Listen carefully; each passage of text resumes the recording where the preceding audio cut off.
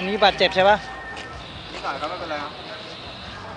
อันนี้ผู้โดยสารหรือของ211รถเข้าไปแล้ว1 คันรถเห็นรถกระเช้ารถแล้วนี่ด้วยปะที่ขึ้นมาร ถกระเช้าเข้าไปแล้วรถกระเช้านี่มันมาหัวสุด